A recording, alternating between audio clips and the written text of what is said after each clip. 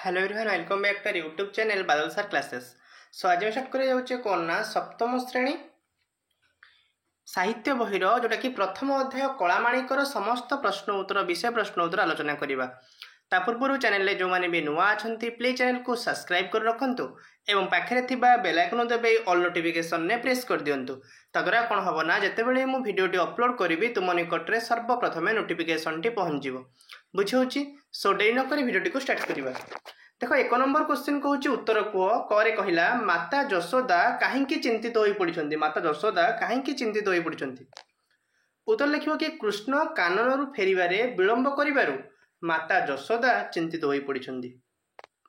बुझे कृष्ण कानन फेरबारे विलंब करिबारु माता यशोदा चिंतित हो पड़ती। ख नंबर क्वेश्चन कहूँ श्रीकृष्ण को क्यों खाद्य रुचु नथिला। श्रीकृष्ण को क्यों खाद्य रुचु नथिला। उत्तर कहीं जीव ना श्रीकृष्ण को गोटिका अधामा और सर आदि सुस्वादु खाद्य रुचु नथिला।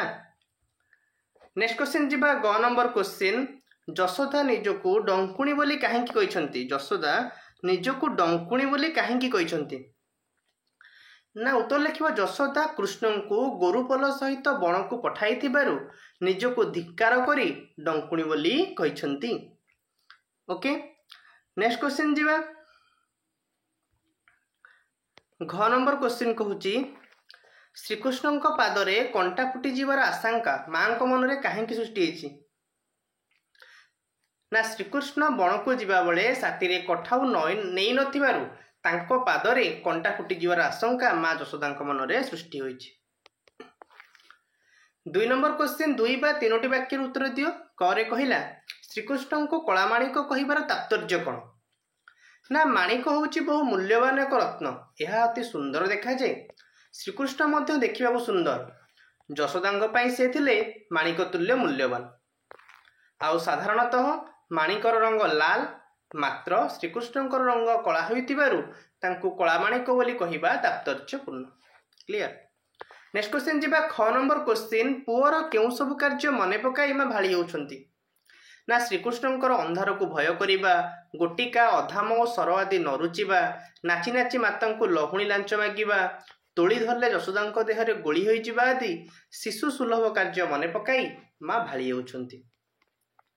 नेक्स्ट क्वेश्चन जीवा मांकर हृदयताप विनाश करिबारे श्रीकृष्ण हरिचंदन परि थिले बोली कहिबार कारण कौन ना। चंदन हेउची शीतल कारक। ग्रीष्म ऋतु ताती उपशम पाई भगवान को चंदन चर्चित करी शीतलता प्रदान करा जाए। यशोदा हृदयर दुख रूपक तातीर उपशम निमित्त श्रीकृष्ण हरिचंदन पर थिला बोली कहिबार तात्पर्य। घ नंबर क्वेश्चन जीवा श्रीकृष्ण किपरि यशोदा सुखर कारण थिले ना। वृद्ध काल श्रीकृष्ण यशोदा एकमात्र संतान थिले। कृष्ण को पाई से समस्त दुख भूली जाइथिले तेणु श्रीकृष्ण यशोदा सुखर कारण थिले।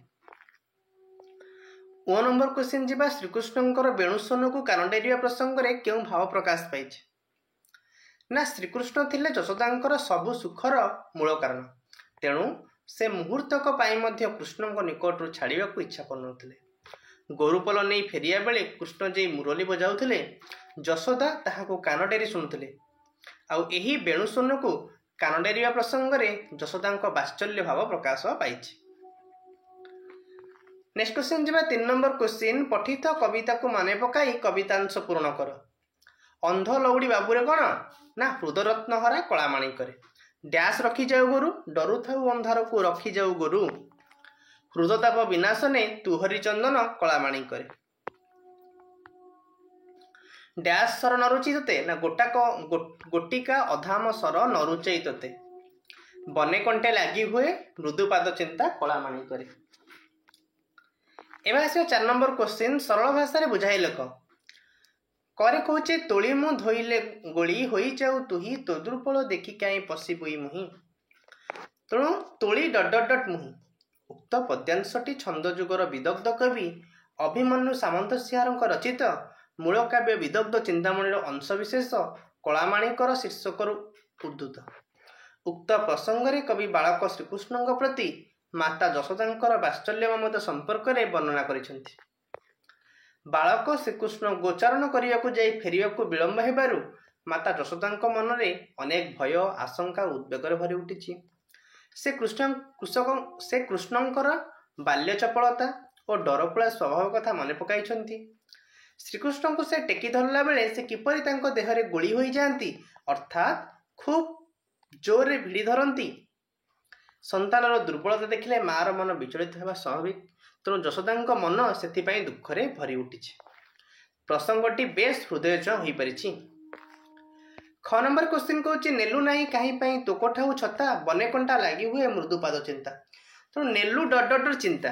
ଉକ୍ତ ପଦ୍ୟାଂଶଟି କବି ଅଭିମନ୍ୟୁ ସମାନ୍ତସିଂହଙ୍କ ବିଦଗ୍ଧ ଚିନ୍ତାମଣି କାବ୍ୟର ଅଂଶବିଶେଷ। କଳାମାଣିକ ଶୀର୍ଷକ କବିତାରୁ ଆନୀତ। ଉକ୍ତ ପ୍ରସଙ୍ଗରେ କବି ଶ୍ରୀକୃଷ୍ଣଙ୍କ ଗୋଷ୍ଠ ବାହୁଡ଼ାରେ ବିଳମ୍ବ ଦେଖି ମାତା ଯଶୋଦାଙ୍କର ବ୍ୟସ୍ତତା, ଆଶଙ୍କା ଓ ଉଦ୍ବେଗର ବର୍ଣ୍ଣନା କରିଛନ୍ତି। ଶ୍ରୀକୃଷ୍ଣ ପ୍ରତିଦିନ ଗୋଚାରଣରେ ବନକୁ ଯାଆନ୍ତି ଓ ସନ୍ଧ୍ୟା ପୂର୍ବରୁ ଘରକୁ ଫେରନ୍ତି। ଆକସ୍ମିକ ଭାବେ ଦିନେ ତାଙ୍କର ଫେରିବା ବିଳମ୍ବ ହୋଇଛି। ତେଣୁ ଯଶୋଦାଙ୍କର ମନରେ ବହୁ ଆଶଙ୍କା ଦେଖାଦେଇଛି। ସେଦିନ ସେ ସଙ୍ଗରେ କଠ ଓ ଛତା ନେବାକୁ ଭୁଲି ଯାଇଛନ୍ତି। ତେଣୁ ଯଶୋଦା ଭାବୁଛନ୍ତି ହୁଏତ ବଣରେ ତାଙ୍କ କୋମଳ ପାଦରେ କଣ୍ଟା ଫୁଟି ଶ୍ରୀକୃଷ୍ଣ ବହୁ କଷ୍ଟ ପାଇଥିବେ। ନରମ ପାଦରୁ ରକ୍ତ ବୋହି ସେ ଦୁର୍ବଳ ହୋଇ ପଡ଼ିଥିବେ। ମଧ୍ୟାହ୍ନର ପ୍ରଖର ସୂର୍ଯ୍ୟ କିରଣରେ ତାଙ୍କ ଦେହରୁ ଝାଳ ବୋହିଥିବ କିମ୍ବା କ୍ଳାନ୍ତ ହୋଇ ସେ କୌଣସି ବୃକ୍ଷ ଛାୟାରେ ବିଶ୍ରାମ ନେଇଥିବେ। ତେଣୁ ତଜ୍ଜନିତ କାରଣରୁ ହୁଏତ ସେ ଫେରିବାରେ ବିଳମ୍ବ କରିଛନ୍ତି। ଏହିପରି ନାନା ଭାବନା ଓ ଆଶଙ୍କା ତାଙ୍କ ମନକୁ ଆସିବାରୁ ସେ ଦୁଃଖରେ ଭାଙ୍ଗି ପଡ଼ିଛନ୍ତି। ତେଣୁ ପ୍ରସଙ୍ଗଟି ଯଶୋଦାଙ୍କର ବାତ୍ସଲ୍ୟ ସ୍ନେହ ପ୍ରଶଂସନୀୟ। କ୍ଲିୟର। ନେକ୍ସଟ କ୍ୱେଶ୍ଚିନ୍ କହୁଛି ଅସଜଡ଼ା ପଦକୁ ସଜାଡ଼ି ଲେଖ। ତୁ ତୁ ବିନାଶନେ ଏକୋଇ ବୃଦ୍ଧ କାଳେ ନନ୍ଦନ ହୃଦୟତାପ ହୃଚନ୍ଦନ ମୋହରେ। ତେଣୁ ଯେଉଁ ଅସଜଡ଼ା ବାକ୍ୟଟି ଦେଇଛି ସଜାଡ଼ି ଲେଖିବ କ'ଣ? ବୃଦ୍ଧ କାଳେ ତୁମହର ଏକୋଇ ନନ୍ଦନ ହୃଦତାପ ବିନାଶନେ ତୁ ହରି ଚନ୍ଦନ। ନେକ୍ସଟ କ୍ୱେଶ୍ଚିନ୍ ଖରେ କହୁଛି ଶ୍ରୁତି କି ଡଙ୍କୁଣି ବନକୁ ମାତିବାର ଶୁଭୁଛି, ଛାଡ଼ିଦେଲି ନିଶାଚର କାହିଁକି ମୁଁ। ତାକୁ ସଜାଡ଼ି ଲେଖିଲେ ନିଶାଚର ମାତିବାର ଶୁଭୁଛି ଶ୍ରୁତି କି ମୁଁ ଡଙ୍କୁଣି ଛାଡ଼ିଦେଲି ବନକୁ କାହିଁକି। କ୍ଲିୟର। 6 ନମ୍ବର କ୍ୱେଶ୍ଚିନ୍ ଯିବା। ଯଶୋଦା ଶ୍ରୀକୃଷ୍ଣଙ୍କୁ କ'ଣ କ'ଣ ସମ୍ବୋଧନ କରି ଡାକିଛନ୍ତି ସେହି ନାମ ଗୁଡ଼ିକ ଲେଖ। ନା ଯଶୋଦା ଶ୍ରୀକୃଷ୍ଣଙ୍କୁ ନିଧନ ସଂଖାଳି, ଦରିଦ୍ର ପ୍ରସରା, ଅନ୍ଧ ଲଉଡ଼ି, ହୃଦରତ୍ନହରା, ଜୀବଜୀବନ, ନୟନ ପ୍ରତିମା ଓ କଳାମାଣିକ ବୋଲି ସମ୍ବୋଧନ କରି ଡାକିଛନ୍ତି। କ୍ଲିୟର। ଏତିକି ଥିଲା ପ୍ରଶ୍ନପତ୍ର। ଆଶା କରୁଛି ଆପଣମାନଙ୍କୁ ଏ ଭିଡ଼ିଓଟି ଭଲ ଲାଗିଥିବ। ଯଦି ଆପଣମାନଙ୍କୁ ଏ ଭିଡ଼ିଓଟି ଭଲ ଲାଗିଛି ନିଶ୍ଚିତ ଭାବରେ ଭିଡ଼ିଓଟିକୁ ଲାଇକ୍ କର, ଚ୍ୟାନେଲକୁ ସବସ୍କ୍ରାଇବ୍ କର ଏବଂ ମୋଷ୍ଟଲି ସାଙ୍ଗମାନଙ୍କ ସହିତ ସେୟାର ମଧ୍ୟ କରିନିଅ। Thank you so much.